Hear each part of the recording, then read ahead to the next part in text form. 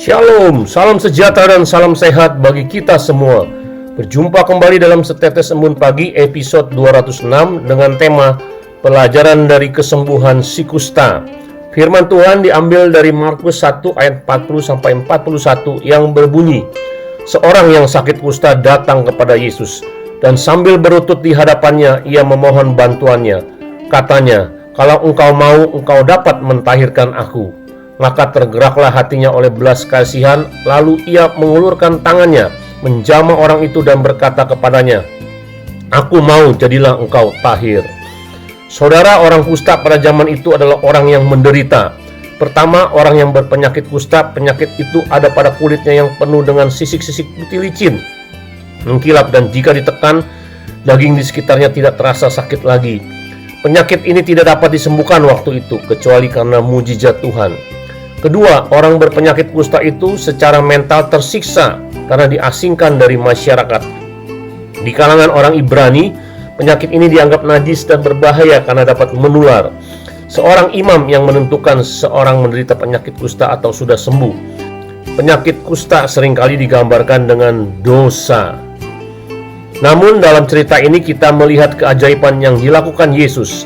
Orang kusta itu datang kepada Yesus, berlutut di depannya, memohon kepadanya untuk disembuhkan. Yesus merasa kasihan dan memberi penyembuhan kepada orang kusta itu. Dalam waktu seketika penyakit itu hilang dan ia sembuh sepenuhnya. Namun yang menarik dari cerita ini bukan hanya penyembuhan itu sendiri, tetapi juga tindakan Yesus setelah itu. Yesus mengatakan kepada orang kusta itu untuk tidak memberitahu siapapun tentang penyembuhan itu, tetapi pergi ke imam dan menunjukkan dirinya sendiri sebagai bukti kesembuhan itu. Yesus ingin memperbaiki kesaksian iman atas penyembuhan itu dan menciptakan hubungan positif antara orang kusta dan para pemimpin agama. Namun kita juga bisa melihat bahwa tindakan Yesus ini adalah bagian dari rencana yang lebih besar.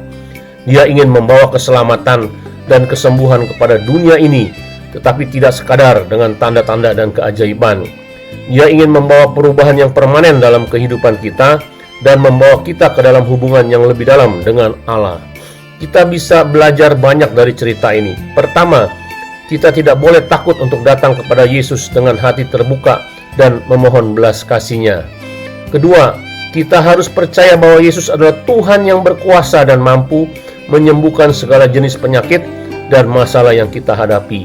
Ketiga, kita harus bersedia mematuhi kehendak-Nya dan hidup sebagai saksinya di dunia ini. Oleh karena itu, kita harus selalu mengikutinya, percaya kepadanya, dan melakukan kehendak-Nya setiap hari dalam hidup kita. Tuhan Yesus memberkati. Mari kita berdoa. Terima kasih Tuhan, Engkau datang kepada kami untuk boleh menyembuhkan dan menyelamatkan kami, khususnya sakit penyakit kami. Dalam hal ini sakit kusta yang tidak tersembuhkan waktu itu.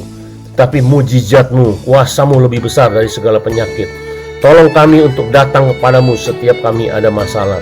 Di dalam nama Tuhan Yesus kami berdoa dan mengucap syukur. Haleluya. Amin.